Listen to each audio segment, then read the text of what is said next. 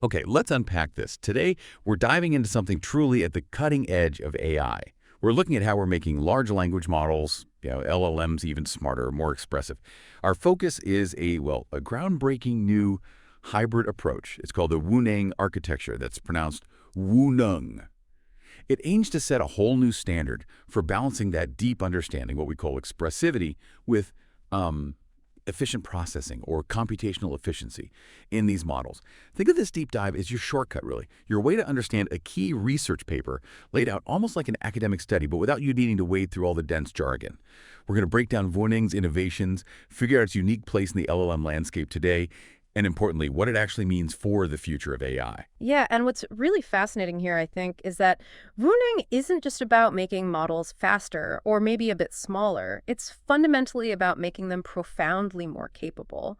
It tackles head-on some pretty fundamental limitations that current AI models face when they try to genuinely understand and generate complex language. So, like you said, it's not just a minor tweak. It feels like a significant step towards AI that can reason and comprehend much more deeply. That definitely sounds like a potential game changer. So, okay, before we get right into WuNeng itself, let's maybe set the stage a bit. What are the big challenges it's actually trying to solve? Because, the world of LLMs, it's kind of dominated by two main approaches, right? And each has its strengths, but also its weaknesses, its Achilles heels. The core problem seems to be, how do you get an LLM to be both incredibly powerful and highly efficient? It seems like you usually have to pick one. You've absolutely hit on the central tension there. Yeah. On one side, yeah, we have the transformer-based models. These have really been the benchmark for expressivity since they came out. They're brilliant at recall, understanding really complex relationships in text. Basically, a transformer kind of looks at every part of the text, sometimes very long texts, almost simultaneously to get the full context. It's like having this perfect instant memory for everything it just read. Okay, but looking at everything at once, that sounds computationally heavy. Is that where the big trade-off comes in, the cost? Precisely. That's the significant challenge. It's what we call quadratic complexity with the sequence length. Put simply, as the text you feed these models gets longer, the computational cost doesn't just go up linearly, it explodes. Imagine, to understand one new word, you had to compare it back to every single word you'd read before. And that effort multiplied like crazy with every new word. It just becomes computationally unfeasible for really long texts. Now, researchers have tried to mitigate this, of course. They developed things called sparse attention models. You might have heard of Qwen, DeepSeek, Minimax, Kimi. These try to be more efficient, maybe using techniques like sliding windows to only focus on nearby words. But that efficiency often comes at a price. It can compromise their ability to pick up on those really subtle, fine-grained, long-range connections that might span paragraphs. They could miss crucial context. Right, so transformers are great for detail, but struggle with long text efficiently. What about the other main approach then, the RNNs? Yeah, so recurrent neural networks, or RNNs, historically, older versions like LSTMs and GRUs, they had their own issues. Things like vanishing gradients, which made it hard for them to remember information over long sequences. But modern versions have really come a long way, and they've been a key inspiration for WuNeng, actually. We're talking models like RWKV7, Mamba, GLA, RetNet. Their big advantage, linear time complexity. This means their processing time goes up directly proportionally with the length of the text, not exponentially like transformers. So they're much, much better for efficient summarization and handling extremely long documents. Okay, that sounds great for efficiency, especially with huge amounts of text. But is there a catch, a downside for RNNs, like the efficiency issue for transformers? There is, yeah. While they're really good at efficiently processing long sequences, summarizing the gist, pure RNNs often lack the high-resolution recall of attention mechanisms. They're great at remembering the overall flow, maintaining a continuous state, but they might struggle to pinpoint or recall specific, isolated details or the precise relationships between separate bits of information. That's where transformers really shine. So it's like one is a microscope, incredibly detailed but slow for big pictures, and the other is a wide-angle lens, efficient for overviews but maybe misses the tiny details. It makes total sense then that researchers would think, hey, can we combine these? And that brings us to these hybrid architectures that existed even before WuNeng. Exactly. People were already trying to get the best of both worlds. A direct precursor, you could say, is Hymba. It also uses hybrid heads, mixing attention with state-driven parts. But Hymba often seems to prioritize something called KV cache usage optimization. Think of that like optimizing the model's really short-term working memory, making sure it can quickly grab the info it just saw that's very focused on speed. Then there's Minimax, another hybrid, but it uses different methods altogether, not relying on the specific hybrid head or state-based mechanisms like WuNeng does. And this really brings up the key question. If others are already combining them, what makes WuNeng stand out? What's different? I think it really boils down to its core priority. While other hybrids might aim for a sort of balance between efficiency and power, WuNeng isn't just trying to be efficient. Its primary focus is on maximizing expressive power, how intelligently, how deeply the model can understand and generate language. And it aims to do that while keeping the extra computational baggage, the parameter overhead, really minimal. It's like aiming for maximum intelligence first while still being practical and lean. Okay, so that sets the stage perfectly. What does this actually mean for WuNeng's design? How does it pull off this goal of superior expressivity with efficiency? Which leads us right into WuNeng's core innovations. All right, this is where it gets really interesting, the clever part. How exactly does WuNeng manage this trick? Combining the detailed attention with the efficient recurrent state to get, well, better expressivity. Let's get into the how. It really comes down to three main methodological innovations, and they kind of build on each other. First up is its unique hybrid head architecture.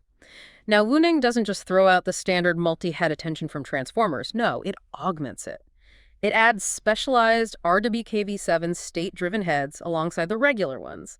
Think of it like you have your main team of general problem solvers, the standard attention heads, great at finding specific links. Then WuNeng brings in a smaller, highly specialized team, these state-aware RWKV7 heads, to work right beside them. This just enriches the model's whole perspective. It lets it use the high-resolution recall of attention pinpointing details with the efficient summarization of context from RWKV7, which gets the overall flow. In this augmentation, it doesn't add a huge amount of extra weight, computationally speaking.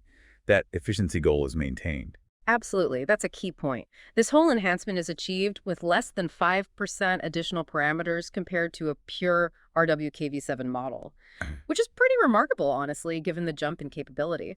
And a big part of this is how that RWKV7 state itself functions. You can think of the state as this continuous, evolving internal memory. It gets updated by what the paper calls a generalized delta rule, basically, a smart way of learning from changes over time.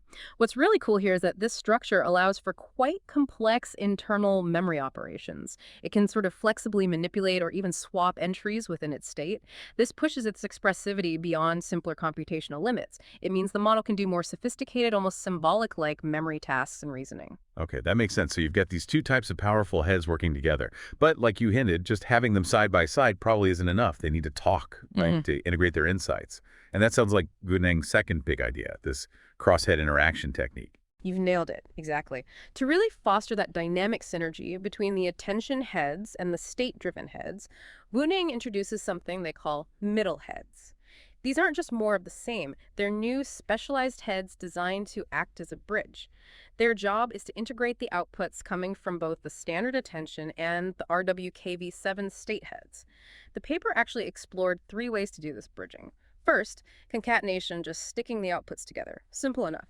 Second, additive modulation, where the RWKV7 state information subtly influences or modulates the attention output by adding to it. And third, gated fusion. This uses a learned gating mechanism, like a smart switch, to dynamically balance how much influence comes from attention versus the state. And that dynamic part is really crucial. The model learns when to lean more on attention and when to lean more on the state, depending on what it's trying to do. And, why is this interaction so vital? Well, it's because just having both types of processing isn't the whole story. They need to communicate effectively. These middle heads provide that essential channel, that integration point. And that leads to much richer understanding of the context, much better coherence overall. That really clicks. So the mod is getting smarter about understanding the bigger picture, the flow, and I guess this richer understanding doesn't just sit there. It must feed back somehow, make the attention itself even smarter. Which sounds like the third piece of this puzzle, the multi-token state processing mechanism. Precisely. That mechanism is all about boosting that contextual coherence and expressivity even further, especially for what's called multi-token reasoning. That basically means understanding ideas or relationships that span several words or phrases, not just single words. How it works is it takes that continuous RWKV7 state we talked about, the model's internal memory, and it actively enriches it. It does this by aggregating multi-token context from the input sequence. So instead of just updating its memory based on the very last word it saw, it's constantly pulling in information from chunks of words. This allows for a much deeper, more holistic grasp of the meaning and the dependencies within a sentence, or even a whole paragraph. Oh, okay. And then this richer sort of mental state Yeah. then helps guide where the attention mechanism focuses its efforts. That's exactly right. This enriched state, packed with insights from these multi-word chunks, is then used directly to modulate the queries for each attention head. Think of it like this. The model's internal memory, now smarter because it's considering word groups, actively guides the attention mechanism. It tells it where to look, what's important to focus on next. So it's not just passively looking anymore, it's looking intelligently, based on a much richer understanding of the context around it. And this significantly improves performance on tasks that need complex state tracking or reasoning across multiple tokens. Okay, wow. So now that we understand how WuNeng works, these really ingenious ways it blends these powerful concepts, the big question is obvious. Does it actually work? Does it deliver on that promise in practice? Which brings us squarely to the evaluation. How did the researchers test this? Right, the proof is in the pudding, as they say. For the evaluation, they used a specific framework, the ARWKV methodology, which helps ensure the comparisons are consistent and fair. They tested a few versions. There was a naming 7B, which was essentially distilled, trained to mimic a larger, powerful model called Qwen 2.57B Instruct. They also tested a much smaller one, WuNeng 1.5B, which was distilled from an even bigger 32 billion parameter model. And for comparison points, they used established baselines like the teacher model itself, Qwen 2.57B Instruct, Hymba 1.5B, and Lame 3.23B. The training was pretty intense, used 16 powerful NVIDIA H800 GPUs, and crucially, in the final stage, they pushed the context length the models could handle up to 8,000 tokens. Okay, so a really comprehensive setup designed to really push these models. Let's walk through those 3 training stages then, because they sound key to how WuNeng achieved its results. Definitely. So stage 1 was attention alignment. The main goal here was basically teaching WuNeng's new hybrid attention system to copy the detailed attention patterns of the bigger teacher model. And the key finding was quite striking. WuNeng 7B converged, meaning it learned significantly faster than standard RWKV7 models would in the same alignment task. It hit a low error rate, what they call a loss of 0.15 in just 18 hours. Compare that to 0.22 for standard RWKV7 in the same time. This really showed that WuNeng's architecture wasn't just different, it was effective at quickly picking up the complex behaviors of the teacher. That's a really strong start. It suggests it's not just learning, but learning efficiently right from the get-go. Yeah. What about stage 2? Stage 2 was knowledge distillation. This stage focused on teaching WuNeng to mimic the teacher model's overall output probabilities, basically, how the teacher predicts the next word in a sequence. They used a metric called word-level KL divergence to measure how close WuNeng got to the teacher's predictions. And again, WuNeng 7B came out on top. It showed the fastest convergence and reached the lowest loss, hitting 0.08, noticeably better than the others. This stage really highlighted that enhanced expressivity from cross-set interactions we talked about. The unique way its different parts work together allowed it to very closely mimic the sophisticated output of a much larger, more expressive model. So it learns the teacher's complex attention patterns quickly. Then it learns to mimic its sophisticated outputs efficiently.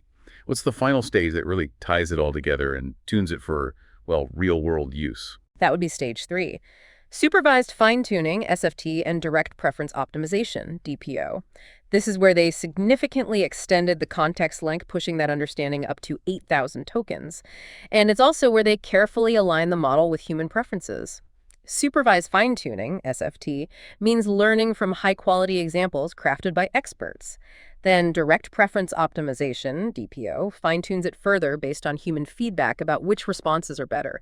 It learns what people actually prefer. And it was this stage where all of WuNeng's unique architectural pieces, the hybrid heads, the cross-head interaction, the multi-token state processing, really got to shine together. This stage drove state-of-the-art performance. All right, the moment of truth then. The key findings and benchmark results. How did WuNeng actually stack up against the competition after all this? The results were genuinely impressive, yeah. WuNeng 7B consistently outperformed state-of-the-art baselines like Qwen 2.57B Instruct by approximately 10-15% across various key benchmarks. Now, that's not just a small edge, that's a significant leap. For example, on MMLU, which tests broad knowledge and reasoning across 57 different subjects, WuNeng 7B scored an average of 80.33%. The baseline Qwen model got 71.72%. Big difference. And on GSM 8K, which is a tough math reasoning benchmark needing step-by-step problem solving, winning 7B achieved an amazing 92.22%. The baseline Quen hit 82.34%. What this really means for you using or developing with these models is potentially getting something that isn't just faster or smaller, but actually smarter, more capable. It's like going from a very fast calculator to a genuinely insightful problem solver that understands nuance. And critically, remember that efficiency point. These huge gains came with minimal extra parameters, fewer than 5% more than a pure RWKV7. That is an incredible performance jump for such a small increase in model size. But you mentioned the smaller model too, the WuNeng 1.5B. Did it manage to capture that magic, especially being distilled from such a large teacher? Ah, right. That brings us to what the paper calls distillation challenges. While the WuNeng 1.5B model did perform competitively on some tasks like MMLU, where it's a respectable 75.12%, it struggled with certain tasks, most notably GSM-8K, scoring only 50.12%. A big drop there. And this performance difference was largely put down to an architectural mismatch during distillation. Basically trying to cram all the knowledge from a huge, complex 32B parameter teacher model into a much smaller 1.5B student model, especially one with a different underlying structure like WuNeng, it's really challenging. Some capabilities just don't transfer perfectly. This is actually a known difficulty with this kind of aggressive distillation. Yeah, that really underscores it. Even with a potentially winning architecture, scaling it down or applying it in these different distillation scenarios, it's as much an art as a science, isn't it? It throws up new problems to solve. So, okay, with these really impressive results, particularly for the 7B model, what's the next chapter for WuNeng? Where do the researchers plan to take this work from here? What are the unexplored frontiers? Well, the path forward seems pretty clear, and it's quite exciting. The researchers are definitely planning to push those context lengths even further, beyond 8,000 tokens. Seeing how far they can stretch the model's ability to process massive amounts of information coherently. They're also really focused on refining that stage 3 training process, specifically to try and mitigate the distillation challenges for smaller models. The goal is to improve the performance of those more compact versions, like the 1.5B model, make them more consistently strong. And looking broader, they want to explore how well WuNeng's principles apply to other advanced architectures. Things like mixture of experts, MoE models, those use multiple specialized subnetworks, and also multimodal frameworks, which are models designed to understand and generate content across different data types like text, images, maybe even audio. If you connect this to the bigger picture, these future plans suggest WuNeng isn't just seen as a one-off success for text models. It feels more like a foundational step, potentially leading towards even more capable, more versatile AI systems in general. It shows how intelligently combining existing ideas can break through current barriers. Absolutely.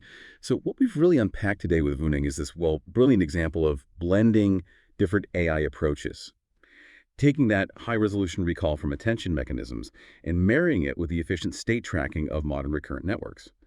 And the result seems to push the boundaries of expressivity, of genuine understanding in large language models. It really feels like it's about getting more intelligence, not just more scale or parameters. WuNeng really shows us that the future of AI might not be this hunt for one single perfect architecture. Instead, it might be about the smart, synergistic combination of strengths we already have. So maybe a final thought for you to ponder: what other groundbreaking hybrid solutions might we see next? Maybe in totally different fields inspired by this kind of innovative thinking in AI.